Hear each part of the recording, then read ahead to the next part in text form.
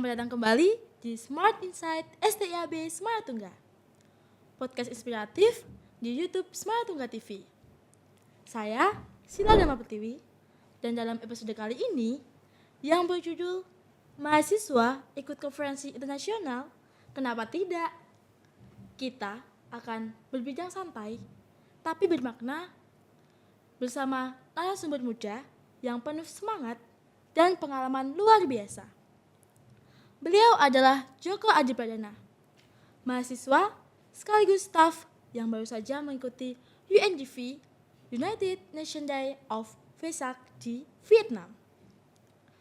Biasanya yang ikut konferensi internasional itu para dosen. Tapi kali ini kita akan mendengar langsung pengalaman dari perspektif mahasiswa. Yuk kita sambut Djoko Adi Pradana. Selamat datang Kak Djoko. Bagaimana kabarnya setelah pulang dari Vietnam? Oke, terima kasih Sila. Kabarnya sangat luar biasa sekali. Gitu. Kak Djoko, bisa ceritain bagaimana awalnya Kak Djoko bisa ikut UNDV di Vietnam? Dan siapa yang mengusulkan dan bagaimana proses seleksi dan persiapannya? Oke, mungkin sebelum kita berbicara lebih jauh, mungkin saya perkenalkan diri lebih dulu ya Sila ya. Ya. Oke, perkenalkan nama saya Djoko Adi Pradana. Saya mahasiswa S2 Program Studi Pendidikan Keagamaan Buddha di STAB Semaratungga, dan juga alumni S1-nya juga di sini Sila. Alumni di sini kemudian lanjut di S2 STAB Semaratungga dan juga sebagai staf di bagian administrasi Yayasan Budayana yang menaungi dari STAB Semaratungga. Dan juga saya adalah penerima beasiswa dari program Dhamma in Action atau DIA Semaratungga, yaitu program dari STAB Semaratungga. Ya. Baik, kemudian saya asalnya dari Jepara, sama kayak Sila ya, dari Jepara gitu. Kemudian apa tadi pertanyaannya Sila? Pertanyaannya itu, Kak Djoko itu bagaimana bisa mengikuti UNDF di Vietnam? Siapa sih yang mengusulkannya? Oke, perjalanan mengikuti UNDV ya, United of National Vesak ya, tahun 2025 ini perjalanan sangat luar biasa menurut saya.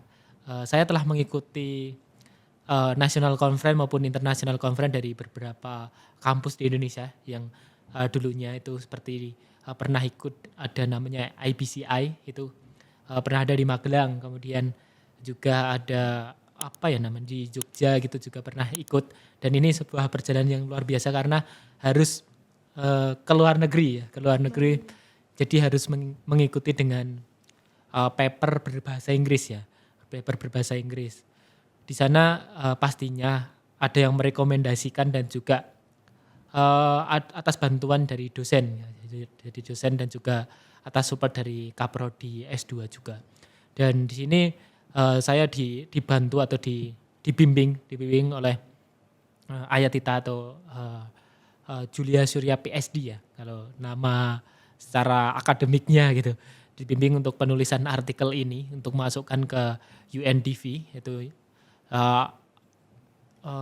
dan masuk ke proceeding internasional di situ. Nah, ini adalah konferensi internasional yang diselenggarakan setiap tahun, Sila. Setiap tahun diselenggarakan di berbagai negara ya, gantian. Kayak biasanya di Thailand, kemudian ganti lagi ke Vietnam, dan juga ada beberapa negara. Yang pastinya ini sudah sekitar 20 tahun program ini berjalan. Tetapi di sini untuk cerita saya bisa memasukkan ini yaitu atas bantuan dari Ayah ya, untuk memasukkan artikel ini didorong untuk membuat artikel dan masukkan ke sini, dan juga artikel saya sinkron dengan tesis saya nantinya gitu. Tesis saya nantinya ada sedikit kesinkronannya gitu maksudnya ya. Kemudian masukkan ke sana setelah mengikuti berbagai persyaratan yang telah diberikan seperti ukuran kertas dan lain sebagainya lah, pokoknya sesuai dengan panduan karya ilmiah lah ya. Kemudian masukkan ke sana, kirim email, kemudian paper saya diterima dan kemudian itu diterima, tetapi kan ada jatah presentasi di sana. Ada jatah presentasi untuk memaparkan paper. Tapi pada saat ini untuk kayak dosen yang masih S2 atau mahasiswa yang masih S2 dan juga S1 gitu belum diberi kesempatan untuk presentasi karena keterbatasan waktu ya. Karena kalau dulu ceritanya kemungkinan itu semua presentasi, tapi kalau sekarang ini terbatas, presentasinya hanya 75 orang dipilih dari seluruh dunia itu sekitar 85 negara. Jadi di sana sangat berbagai negara berkumpul ya di UNDV ini di Vietnam. Dari 85 negara dan 5 benua. 5 benua berkumpul. Nah, di situ kesempatan presentasinya itu 75 orang dan jatah presentasinya hanya diberikan kepada profesor, doktor, dan rata-rata dari Indonesia itu yang diberi jatah presentasi dari ketua sekolah tinggi dan juga yang sudah doktor gitu. Untuk perjalanan UNDV ini sih lah begitu. Berarti yang presentasi yang senior-senior ya? Iya benar sekali, yang pastinya sudah memiliki gelar akademik yang udah tinggi lah pastinya. Yang dilihat juga CV-nya mungkin ya. Kalau dari segi kualitas artikel sih ya lumayan lah menurut saya ya.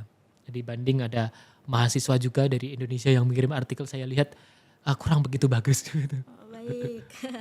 Lalu apa saja sih kegiatan yang Kak Joko ikuti sama UNDV? Apa momen yang paling berkesan baik secara akademik maupun spiritual? Kalau menurut saya sih semua perjalanan yang saya ikuti mulai dari tanggal 5 ya.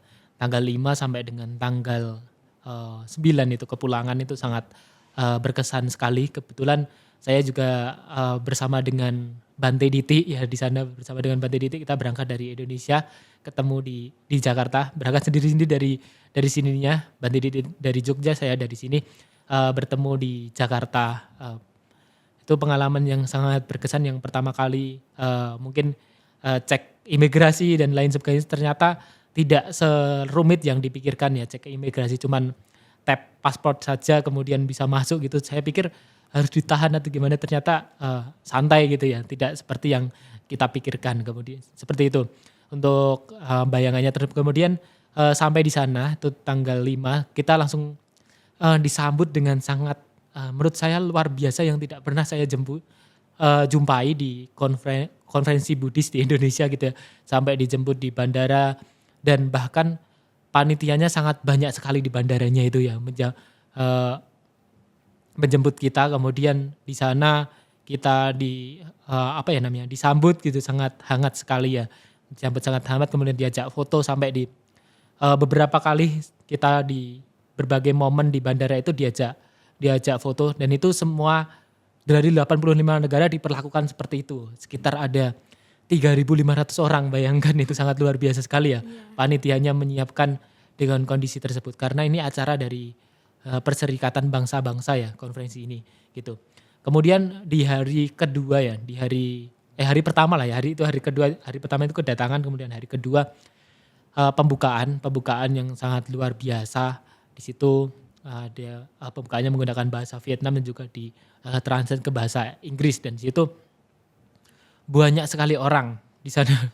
Banyak sekali orang dari warga Warlock ya, warga lokal Vietnam juga hadir di sana. Kita harus mengantri di gerbang Vietnam Buddhist University-nya itu sampai lama banget karena ada cek barang ya, karena dihadiri oleh, kalau Vietnam presiden ya. Kayaknya presiden dari Vietnam datang, makanya harus cek barang juga, isi tas kita dicek, kemudian berbagai lah pokoknya cek keamanan gitu.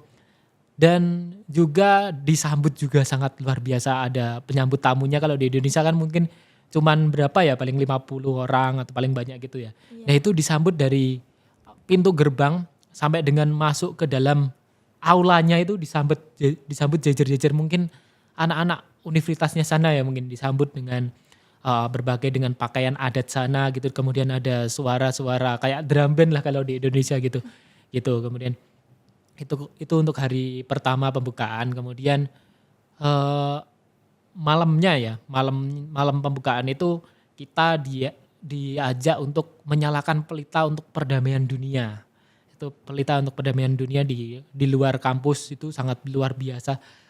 tampilan Budanya yang sudah didekor sangat luar biasa ya di luar kampus. Mungkin Sila bisa melihat postingan saya ya, yaitu. Ya, bisa. Oke, itu sangat luar biasa dari ada doa perdamaian dunia. Kemudian setelah itu hari ketiga di sana kita mengikuti konferensinya panel. Jadi modelnya setiap tema-tema dibagi. Jadi tema pertama itu perdamaian dunia, tema kedua, tema ketiga, tema keempat itu dibagi di setiap kelas. Jadi kita bebas mengikuti dari pemaparan presentasinya tadi. Kemudian saya mengikuti di tempat keempat, kemudian saya berpindah-pindah sih yang bagian mana yang menarik gitu di sana. Kemudian setelah itu kita sampai sore di sekitar jam 5 dan malamnya ada konser di sana. Konser Buddhis. Nah, konser Buddhis di hall besar juga, konser Buddhis. Pokoknya kegiatannya sangat padat sekali. Saya itu harus bangun jam 5 pagi. Jam 5 pagi kemudian sarapan saya bangun jam 4. Bangun jam 4, jam 5 harus sarapan di hotelnya. Kemudian habis sarapan kita langsung masuk bus jam 6 karena perjalanan dari hotelnya sampai dengan Vietnam Buddhist University ini sampai 1 jam. Sangat luar biasa. Sampai 1 jam, kemudian setelah 1 jam harus ngantri juga di depan kampusnya juga karena ribuan orang yang mengikuti ini. Harus ngantri juga di sana setelah gitu. Dan pulangnya itu sampai jam 10 malam.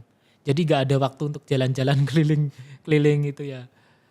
Dan di hari terakhir kita ada doa lagi untuk perdamaian doa di suatu gunung ya. Di sana gunung wisata religi Buddhis lah di sana. Di sana di puncak gunungnya itu ada relik Sang Buddha gitu yang sangat pengalaman sangat luar biasa ya. Kita bisa langsung memberi penghormatan di relik Sang Buddhanya di sana gitu. Jadi ini pengalaman yang sangat luar biasa untuk teman-teman bisa mengikuti untuk tahun depan gitu maksudnya. Kemudian begitu sih Sila. Berarti Kak Joko sudah bisa berbahasa Vietnam? Kalau bahasa Vietnam itu gak ngerti sama sekali saya.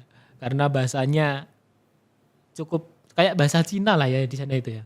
Gak bisa. Berarti di sana memakai bahasa Inggris? Ya bahasa Inggris dan juga kalau warga lokalnya kurang begitu bisa bahasa Inggris malahan ya. Kita kalau jajar kita pakai bahasa Inggris gitu mereka gak mudeng di depan. Kita harus pakai bahasa isyarat malahan. Kayak misalnya mau ngambil apa this gitu. Pokoknya bahasa isyarat ya kalau mau beli apa gitu di sana. Karena kurang ada sih yang bisa bahasa Inggris, ada juga pedagang di toko oleh-oleh itu malah bisa bahasa Indonesia gitu. Tapi gak semuanya, cuman satu yang saya jumpai itu. Baik.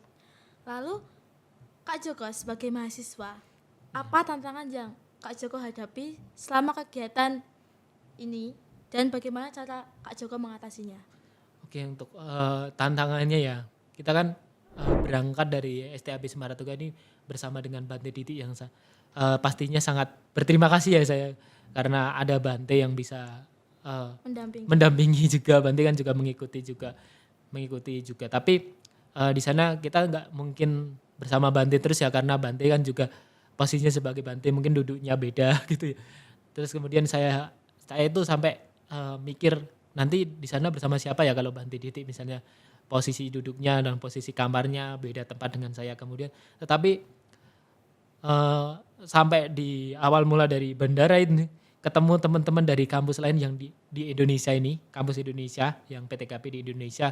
Kemudian bertemu di bandara awalnya dari Soekarno-Hatta sampai dengan hari terakhir kembali ke Soekarno-Hatta itu bertemu dengan teman-teman dari PTKB seluruh Indonesia yang sangat ramah-ramah sekali ya. Ada dari Sriwijaya dan lain sebagainya dari Jinara kita yang menurut saya sangat ramah sekali gitu ya.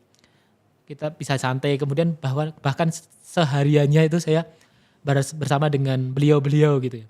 Yang saya awalnya sendirian ternyata di sana malah banyak teman kayak juga ketua dari PTKB ini sangat ramah sekali yang notabene kan sebagai seorang pejabat ya yaitu saya pikirnya mungkin kayak terlalu friendly. Iya, nggak terlalu mungkin menjaga wibawanya mungkin. Tapi ternyata santai gitu, santai dan mau dengan berbaur dengan kita-kita yang masih muda gitu, dan juga dosen-dosen dari tempat lain juga sangat ramah ya menurut saya, dan kita bisa mendapatkan teman baru gitu di sana. Gitu.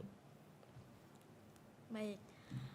Lalu menurut Kak Joko, kenapa sih ini sangat penting bagi mahasiswa untuk melibat dalam forum internasional? Oke, ini menurut saya sangat penting sekali untuk membuat membuat menjadi PD gitu ya untuk mahasiswa, untuk melatih percaya diri juga. Dan kita selain sisi lainnya juga kita bisa belajar bahasa Inggris walaupun little little ya. Walaupun kecil gitu ya, walaupun sedikit kita bisa belajar bahasa Inggris kalau kita mengikuti international conference. Mungkin teman-teman mahasiswa bisa mengikuti step-stepnya, mungkin langkah-langkahnya kita bisa mengikuti konferensi di kampus atau bisa mengikuti online gitu ya Sila ya. Iya. Ikut online atau konferensi internasional juga bisa ikut nasional juga, bisa ikut nasional terlebih dahulu lah.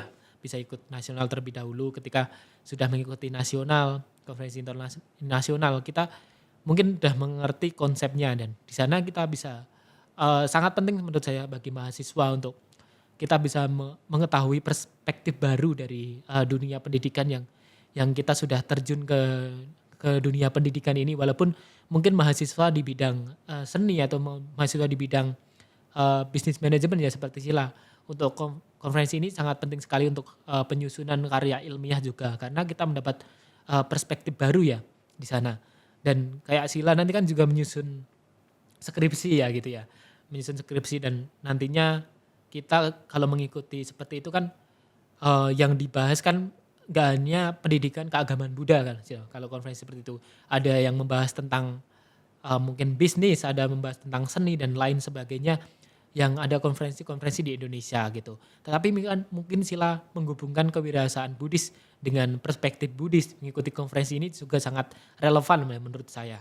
Juga bisa mengikuti, dan juga mungkin tahap awalnya sih mengikuti konferensi yang nasional dulu. Kalau misalnya Sila mau mengikuti ya, ikut ke nasional dulu mungkin ya.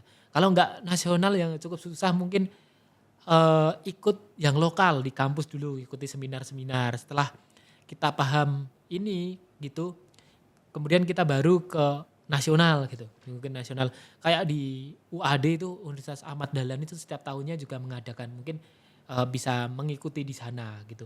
Di sana itu kan masih dalam lingkup Indonesia ya, yang di sana cuman bahasa konferensinya mungkin beda gitu.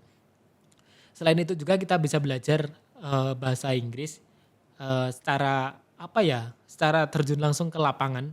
Mau tidak mau kita harus belajar kalau kita sudah keluar negeri ya. Walaupun sedikit-sedikit mungkin nengok Google sedikit nantinya gitu.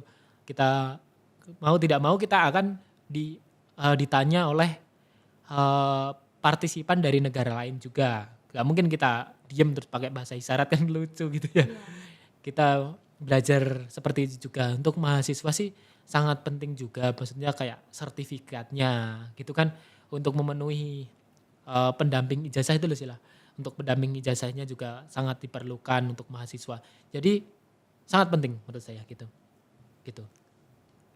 Lalu manfaat yang spesifik untuk pengembangan pribadi dan akademik untuk mahasiswa gimana Pak? Oke, untuk manfaat yang spesifik ya untuk pengembangan pribadi, yang pertama untuk manfaat untuk pengembangan pribadi mungkin untuk melatih percaya diri. Kemudian kalau misalnya kita diberi kesempatan untuk presentasi, saya pernah konferensi internasional pernah diberi kesempatan untuk presentasi 1 kali, dan kita melatih mungkin membuat kita belajar membuka forum di forum internasional gitu ya. Itu kemudian untuk pengembangan pribadi mungkin kita bisa melatih percaya diri, tapi bukan berarti percaya diri terus kita kepedean gitu ya, tapi kita bisa melatih mental kita, mental bicara lah, mental untuk itu. Dan juga ternyata belajar bahasa Inggris itu, kita ngomong sama orang itu melatih percaya diri, walaupun bahasa Inggrisnya kita misalnya grammarnya atau pronunciation-nya kita berantakan, tetapi kita harus pede aja lah gitu. Pede aja, gak apa-apa skill bahasa Inggris kita bagaimana mungkin intermediate atau level apalah, kita yang penting mereka diajak ngobrol ngerti lah ya maksud kita gitu. Kalau kita tahap awal gitu. Dan selain itu juga mungkin mahasiswa bisa mengikuti, kan ada kelas-kelas bahasa Inggris ya. Ya, ada. Ada kelas-kelas bahasa Inggris itu saran saya lebih serius sih. Lebih serius, dan kalau mau lebih belajar lagi mungkin bisa nonton YouTube, nonton TikTok sekarang juga banyak. Pakai Atau aplikasi. mau ngikuti kursus online itu juga ada sekarang 50.000 juga bisa, kursus 1 bulan itu kan lumayan gitu, juga bisa gitu. Untuk akademiknya saya rasa itu untuk pengembangan apa ya namanya ya, untuk melatih kita nantinya untuk menyusun skripsi dan juga membuka perspektif kita tentang dunia yang begitu luas gitu sila. Karena ternyata kita itu tidak sendiri sebagai umat Buddha gitu loh.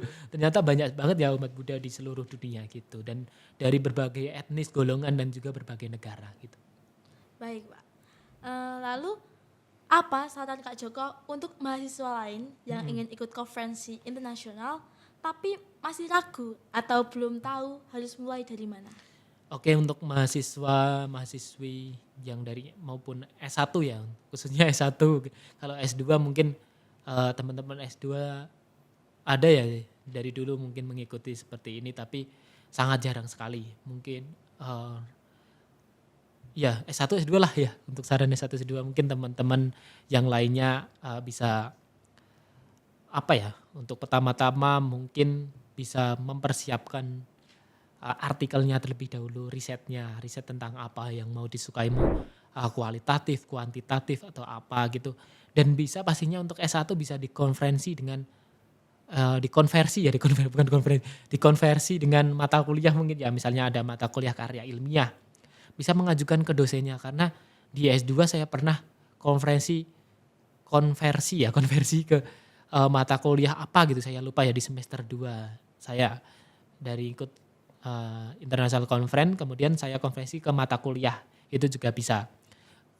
Misalnya kita mempersiapkan riset kecil-kecilan lah ya, bukan skripsi, bukan tesis, kita riset kecil-kecilan misalnya dengan pengaruh apa, bisa mengambil judul apa, mau kualitatif, mau kuantitatif gitu ya Sila. Ngerti gak ya Sila? Kuantitatif, Ya, kualitatif, paham, mungkin Pak. sudah mempelajari kualitatif, kuantitatif, R&D, atau mau mixed method atau metode campuran. Kalau saya sih seringnya pakai R&D ya, walaupun saya belum banyak menguasai, tapi di sini dalam tahap belajar ya, namanya kuliah gitu.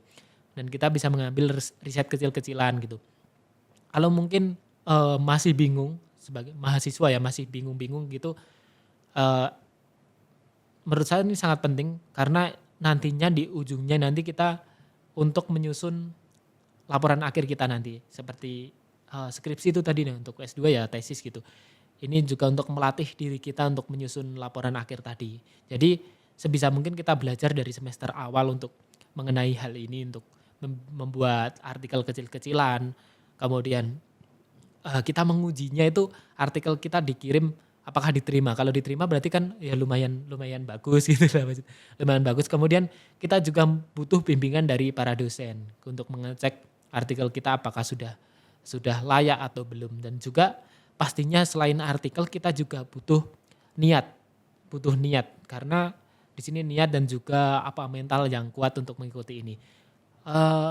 Menurut saya ini sangat bagus ya untuk mahasiswa, karena di sisi lain mungkin ya mahasiswa kalau mau pengen jalan-jalan gitu ya, mungkin siapa sih yang nggak pengen ke misalnya ke Jogja gitu, nggak pengen ke Jakarta, nggak pengen kemana gitu, jalan-jalan kita sambil ikut seminar atau konferensi sambil jalan-jalan, siapa sih yang nggak pengen? Pasti kan Semuanya mau. pengen ya, oke. Iya. Pengen gitu, kita bisa sambil jalan-jalan, misalnya saya ke Jogja gitu, ikut konferensi, karena kita bisa sambil jalan-jalan. Kita sebagai anak muda pasti masih suka-sukanya dalam tahap jalan-jalan ini. Nanti kalau sudah tua kan masih memikirkan berbagai hal. Jadi awal-awal sih oke, misalnya kita di sisi lain untuk mengikuti konferensi akademik conference ini juga kita bisa di sisi lain, sisi plusnya kita bisa ikut jalan-jalan, menambah wawasan, dan juga pokoknya banyak banget manfaatnya. Dan juga kalau ke luar negeri kita bisa bisa belajar di luar negeri juga.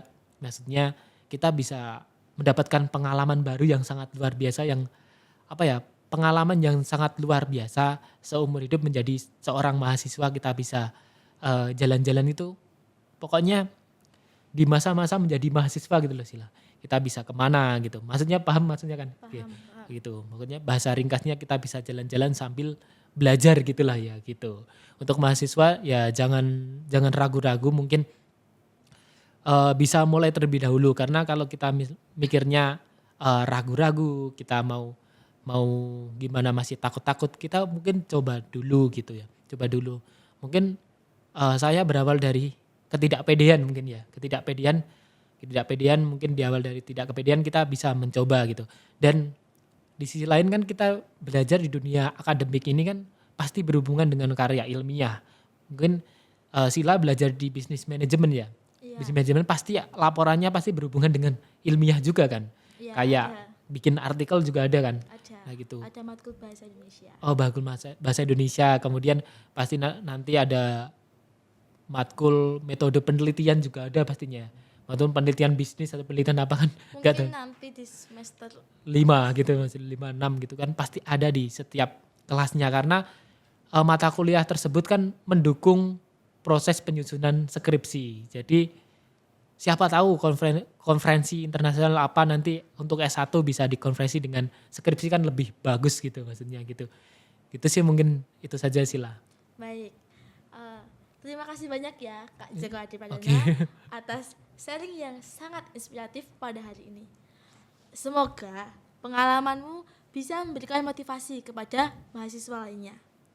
Untuk teman-teman yang ingin tahu lebih banyak tentang kesempatan internasional lainnya, pantau terus media sosial STIAB Semaratuga dan jangan ragu bertanya kepada dosen dan staf. Jangan lupa untuk subscribe Semaratuga TV. Aktifkan lonceng notifikasi agar tidak ketinggalan episode menarik lainnya. Dan jangan lupa bagikan podcast ini ke teman-teman kamu. Sampai jumpa di episode selanjutnya. Saya pamit undur diri. Nama saya Ngadi Budaya, Namo Budaya.